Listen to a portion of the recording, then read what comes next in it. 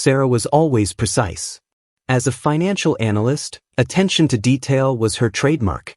But this time, she used her skills not for work, but to craft a lie. She told her husband, James, that she was heading to Melbourne for a high-profile seminar. James, who owned a small construction company and trusted her completely, believed her without question. Sarah even showed him a professional-looking brochure and forwarded fake confirmation emails about her trip. Everything seemed authentic. The truth was far from what James imagined. Sarah wasn't going to Melbourne. She was flying to New Zealand with Adam, a marketing manager she'd met at a conference months earlier. Their affair had started with flirtatious texts, followed by secret lunches, and escalated into a full-blown relationship. They decided to escape together for a romantic weekend, far from the eyes of anyone who might recognize them. On the morning of her supposed seminar, Sarah dressed in her business attire, kissed James goodbye, and wheeled her suitcase to the car. At the airport, she bypassed the domestic terminal entirely and headed for the international gates. She boarded her flight to Auckland without hesitation, her phone carefully switched to airplane mode to avoid unnecessary tracking. Adam met her at the other end, his confident smile the only thing Sarah cared about at that moment. Together, they drove to a luxurious resort hidden among rolling green hills. For a while, everything went according to plan. They toured vineyards, took long walks on private beaches, and even booked a helicopter ride to see the famous New Zealand fjords. Sarah thought she had covered her tracks. She had even turned off location tracking on her phone and set her social media accounts to block James from seeing her posts. But she overlooked a few critical details. James wasn't suspicious at first. He had his hands full preparing for a major project bid, and Sarah's absence didn't feel unusual. But later that evening, as he reached for her laptop to check something online, a notification popped up. It was an email confirmation for a helicopter tour in New Zealand. He frowned. This had to be a mistake, right? Sarah was supposed to be in Melbourne. Curious, he decided to call her. The phone went straight to voicemail. That wasn't like her. She always kept her phone charged and nearby. Unease crept in as he tried again, only to get the same result. He pushed the thought aside, telling himself she was probably in a session or her phone battery had died. The next day, James tried to look up the seminar Sarah had mentioned. He searched for the event online but found nothing. The unease grew stronger. He remembered a friend who worked in finance and called her to ask if she'd heard of the seminar. Her response was short: there was no such event. James sat back, staring at his phone. A thought struck him, and he reached for Sarah's laptop again. Her email was still logged in. Nervously, he began to scroll through her inbox. That's when he saw the messages.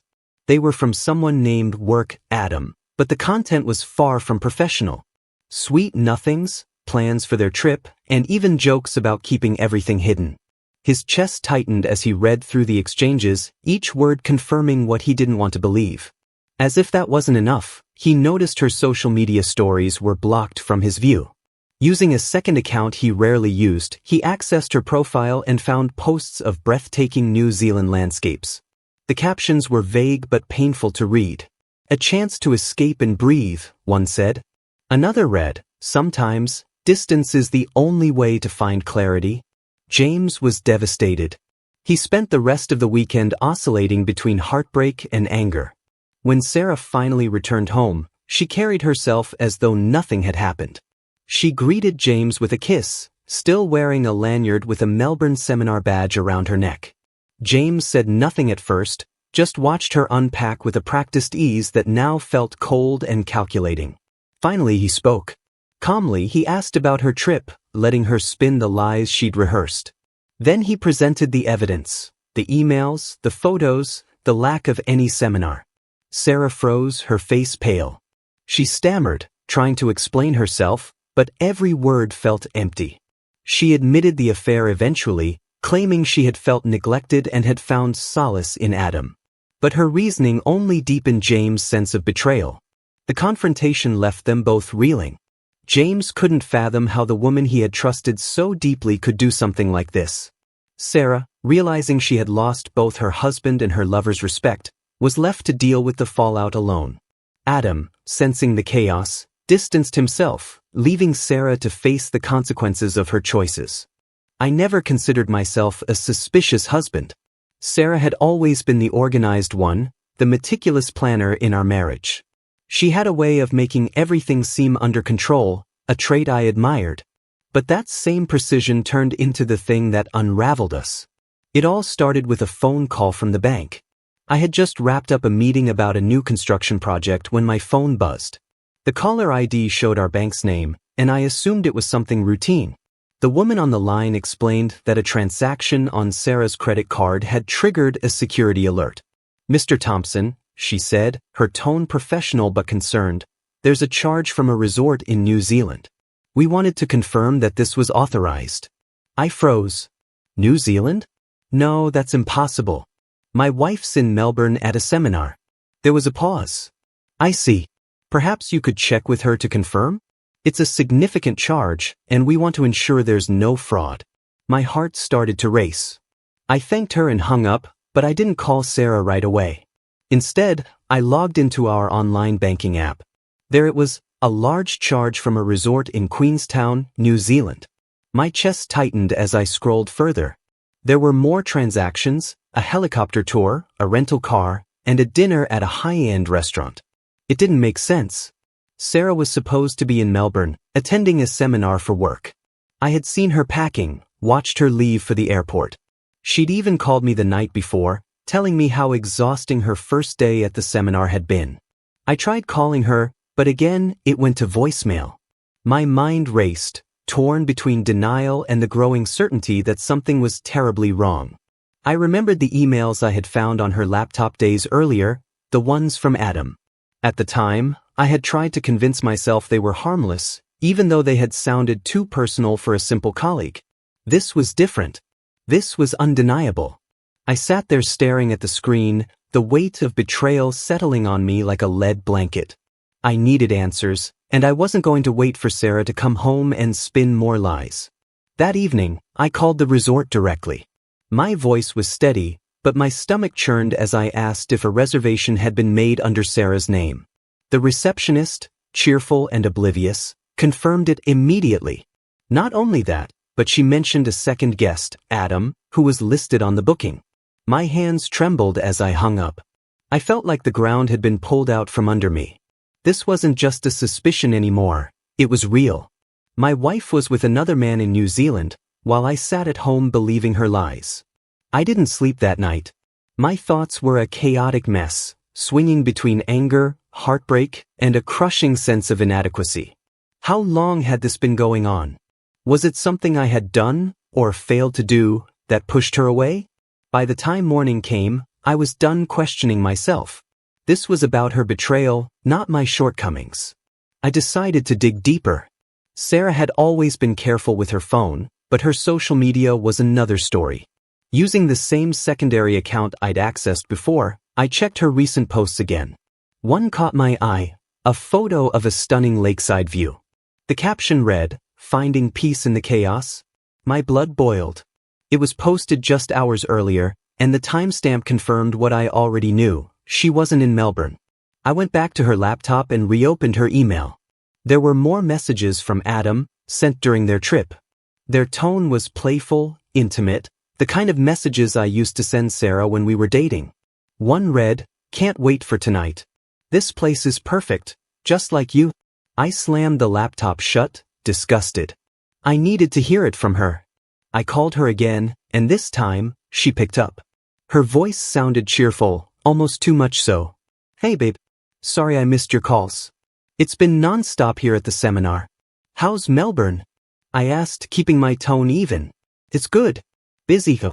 These sessions are draining." I paused, then said, "Funny, because I just spoke to someone from our bank about a charge in New Zealand." The silence on the other end was deafening. "James?" She started, her voice shaky, but I cut her off.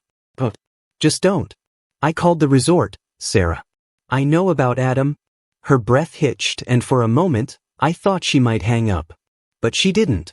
Instead, she started crying. "I can explain," she said, her voice breaking. "It's not what you think." "Not what I think?" I snapped. "You're in another country with another man, Sarah. What exactly am I supposed to think? She tried to speak, stumbling over her words, but I was done listening. I told her to come home immediately. She protested, saying she needed time to figure things out, but I told her there was nothing left to figure out.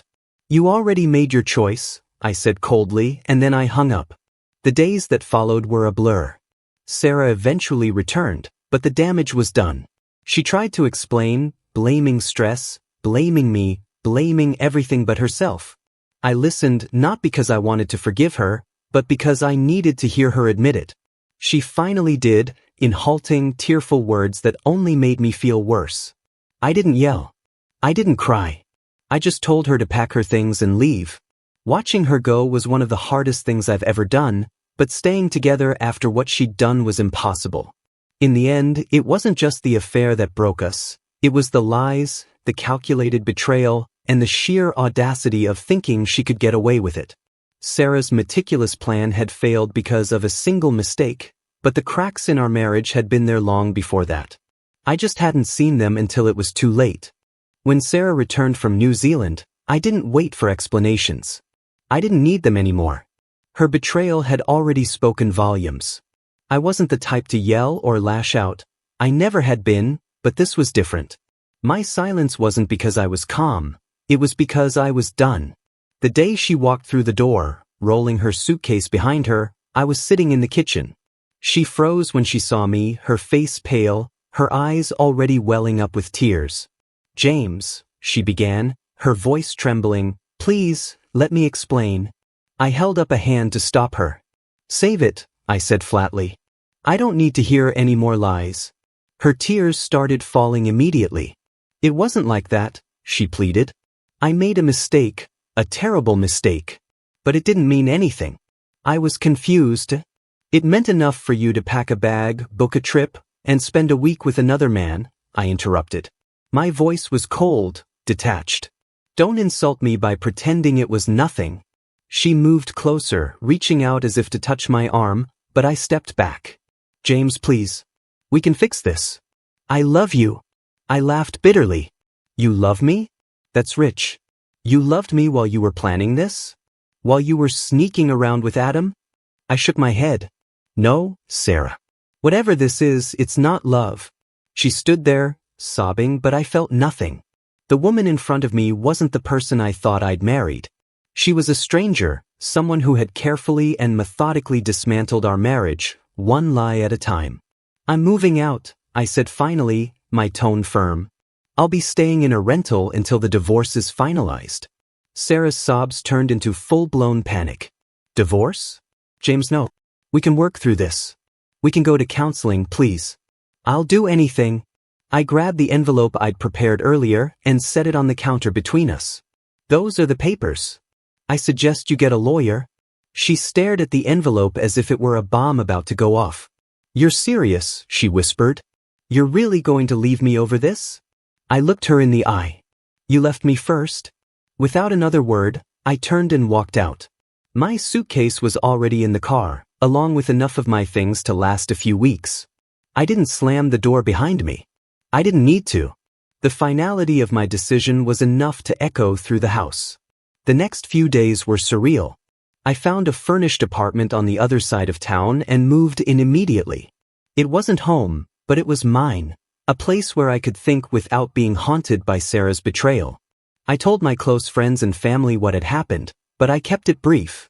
"She cheated," I said simply. Most of them were shocked, but no one questioned my decision to leave. Sarah, on the other hand, didn't take it well. She called constantly, leaving voicemail after voicemail, each one more desperate than the last.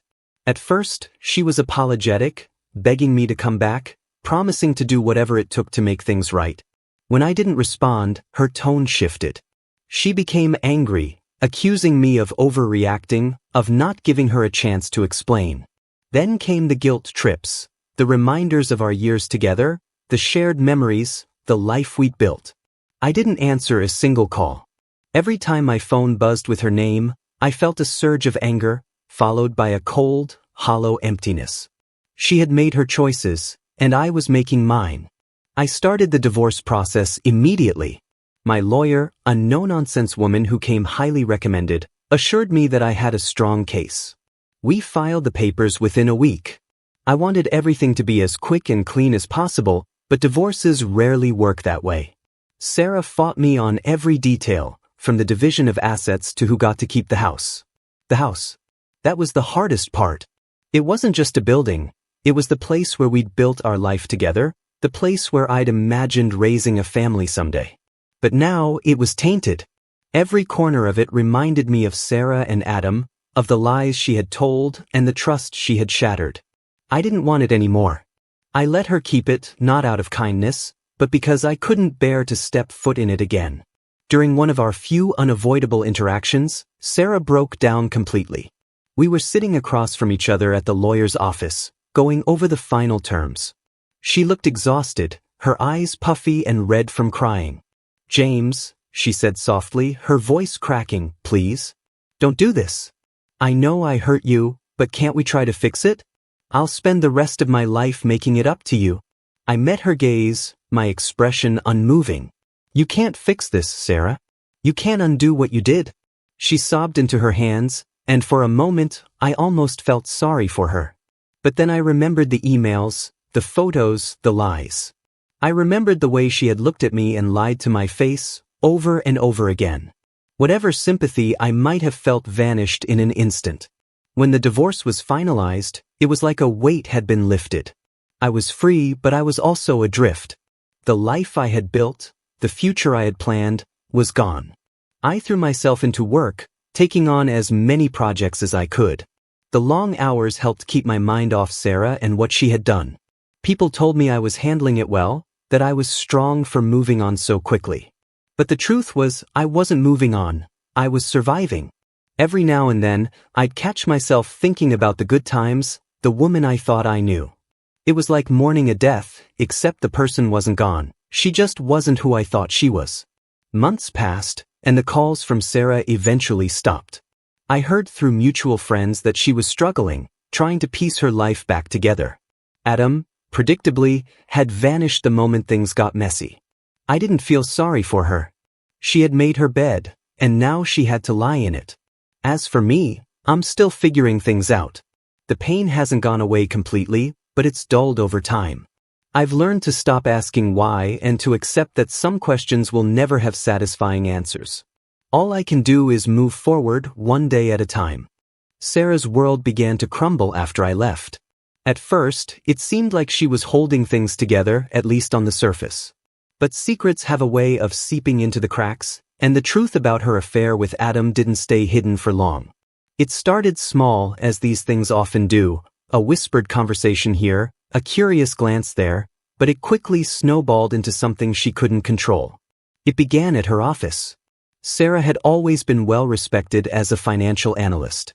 She was seen as sharp, dependable, and professional. But when word got out about her affair, her reputation took a nosedive. The catalyst was Adam himself. Apparently, he had bragged about their trip to New Zealand to a colleague, who then connected the dots. Before long, the story was circulating through the office like wildfire. When Sarah walked into the break room one morning, the usual chatter stopped abruptly. Her colleagues avoided her gaze, whispering behind her back as she poured herself a cup of coffee. She pretended not to notice, but I knew Sarah well enough to guess how much it must have stung. The whispers turned into outright confrontation when one of her teammates, someone she had mentored, called her out during a meeting.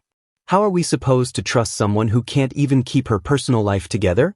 he had said, his tone dripping with disdain. Sarah tried to keep her composure, but the cracks were showing. Her boss, who had once been one of her biggest supporters, summoned her to his office. He didn't mince words. While her affair wasn't technically grounds for termination, it had cast a shadow over her professionalism. Clients were asking questions, and the company's image was at stake. He advised her to step back from client-facing roles, a thinly veiled demotion. At home, things weren't any better. Our neighbors, who had always greeted her warmly, started giving her the cold shoulder. Invitations to community events dried up, and she found herself excluded from the social circles she had once been a part of. One neighbor, a woman Sarah had considered a friend, even confronted her during a chance encounter at the grocery store. "I can't believe you," the woman had hissed, her voice low but furious. "James is one of the nicest guys I know, and you threw it all away for some fling? Disgusting." Sarah had no response. She grabbed her groceries and left, her face burning with shame. But the worst part, at least I imagine it was for her, was the reaction from the kids in the neighborhood. They didn't understand the nuances of infidelity, but they knew something was wrong. One day, a group of them passed by her as she was getting into her car. One of the boys, no older than 10, pointed at her and said, "That's the lady who cheated on her husband." The others laughed, and Sarah's hands shook as she fumbled with her keys. The fallout extended to her own family. I heard through mutual friends that Sarah's parents were devastated when they learned what had happened. They had always liked me, and their disapproval of her actions was made clear. Her mother, in particular, was relentless, calling Sarah daily to express her disappointment. Even Adam wasn't spared. His wife, yes, it turned out he was married too, found out about the affair and left him. Unlike me, she wasn't quiet about it. She took to social media, airing every detail of his betrayal for the world to see. Adam's name was dragged through the mud, and Sarah's wasn't far behind. The final blow came when Sarah's own children learned the truth. They were old enough to understand what had happened, and they didn't take it well. Her son, who had always looked up to her, stopped speaking to her altogether. Her daughter, though too young to grasp the full extent of the situation, picked up on the tension and started asking questions Sarah couldn't answer. "Why is Daddy gone?" she had asked one night, her voice small and hesitant. "Did he not love us anymore?" Sarah tried to reassure her, but the guilt was too much. She broke down in tears, unable to face the consequences of her actions. Meanwhile, I kept my distance. I had no interest in her downfall, but I couldn't say I felt sorry for her either. She had made her choices, and now she was dealing with the fallout. Occasionally, I would hear updates from friends or mutual acquaintances. Each time, it felt like a reminder of why I had made the right decision to leave. There was a moment, though, when I saw her again, purely by chance. I was driving through our old neighborhood, checking on a construction site nearby, when I spotted her walking down the street. She looked tired, older than I remembered, as if the weight of everything had aged her overnight. She glanced in my direction but didn't seem to recognize me at first. When our eyes met, she quickly looked away, her face turning red. I drove on, not stopping to say hello. What would have been the point? That chapter of my life was closed, and seeing her only reinforced how far I had come since it ended. Sarah's social downfall wasn't just about the affair. It was about trust, how easily it could be broken, and how difficult it was to rebuild. She had betrayed not just me, but everyone who had once believed in her. And as much as she might have wanted to, there was no undoing the damage. The fallout from Sarah's betrayal didn't just cost her socially and emotionally, it came with legal consequences that left her in a position I'm sure she never anticipated. When we got married, I had insisted on a prenuptial agreement. At the time, it wasn't about distrust, it was practical. My construction company was small but growing, and I wanted to ensure its stability in case things ever went south. Sarah had agreed without much protest back then, probably because she never imagined a scenario where it would come into play. That changed when I filed for divorce. I didn't hesitate. Within days of discovering her affair, I had the paperwork ready. I knew the prenup would protect me, but I hadn't fully appreciated how ironclad it truly was until the legal process began. Sarah, on the other hand, seemed to believe she could find a way around it. The agreement was straightforward. In the event of a divorce, we would each retain the assets we brought into the marriage. Any joint property, like the house, would be divided based on contributions, and there was a clause that nullified any claims in cases of infidelity. It had been drawn up meticulously, and Sarah had signed it willingly, with her own lawyer present. When she realized how much she stood to lose, she panicked. She called me repeatedly, leaving messages that swung wildly between anger and desperation. "You can't just leave me with nothing," she cried in one voicemail. "We built this life together. I deserve something." I didn't respond. Instead, I let my lawyer handle everything. Sarah's attempts to contest the agreement were doomed from the start. Her own legal team reviewed the document and told her as much. There's nothing to contest, one of her lawyers had reportedly said. You signed it. It's binding. Still she tried. She argued that the agreement was unfair, that she had been pressured into signing it, that it didn't reflect the contributions she had made to our marriage. But every claim fell flat. The evidence was clear, and her lawyers knew it. I had been more than fair during our time together, and the prenup had been created with mutual respect in mind. During one of our court-ordered mediation sessions, Sarah finally confronted me directly. It was the first time we'd been in the same room since the day I left. This isn't right, James, she said, her voice shaky but determined. You can't just take everything. I gave up so much for this marriage. I looked at her, trying to keep my emotions in check. You gave up? I said, my voice calm but firm. You gave up on us the moment you decided to cheat. This isn't about punishment, Sarah. It's about consequences. She didn't have a response to that. Instead, she stared at the table, her hands clenched into fists. I could see the frustration and regret written all over her face, but it wasn't enough to change my mind. The damage was done. The court proceedings moved quickly, thanks to the strength of the prenup. In the end, Sarah walked away with very little. She kept her personal savings and a few belongings, but the house, which had been mostly paid for by my earnings, stayed with me. She also lost any claim to my construction company or the investments I had built over the years. To make matters worse for her, the legal fees she'd racked up trying to contest the prenup ate through much of what she had left. I heard through mutual contacts that she was forced to sell her car and dip into her retirement savings just to cover the costs.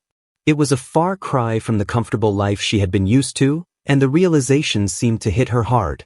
The final court date was anticlimactic. The judge reviewed the terms of the agreement and ruled in my favor without much deliberation. Sarah barely looked at me as the decision was read out. When it was over, she left the courtroom quickly, her head down, avoiding the stares of the few people who had come to watch. For me, the legal victory was bittersweet. On one hand, it was satisfying to know that I had protected myself and my future. On the other hand, it didn't undo the pain of what she had done. Winning in court didn't erase the memories or the betrayal. It just allowed me to move forward without her dragging me down financially. After the divorce was finalized, Sarah's situation grew even more precarious. She was forced to downsize significantly, moving into a small apartment far from the upscale neighborhood we had once lived in. Her colleagues at work, already skeptical of her after the affair became public, seemed to view her fall from grace as confirmation of their suspicions. She eventually left her job, though whether she quit or was forced out, I don't know. Despite everything, I didn't feel vindictive. I wasn't out to destroy Sarah's life, no matter how much she had hurt me. The prenup wasn't about revenge, it was about fairness. She had broken the trust that formed the foundation of our marriage, and she had to deal with the consequences. That was it. The last I heard, Sarah was trying to rebuild. She had taken a new job in a different city, hoping for a fresh start. Adam was long gone, of course, leaving her to face the fallout alone. I imagine she spends a lot of time thinking about what she lost, not just materially but in terms of trust, respect, and relationships. As for me, I've moved on. The prenup gave me the security I needed to focus on my work and my life without worrying about what Sarah might try to take. It wasn't the ending I had envisioned when we said our vows, but it was the one we earned. And in the end, I've come to terms with that.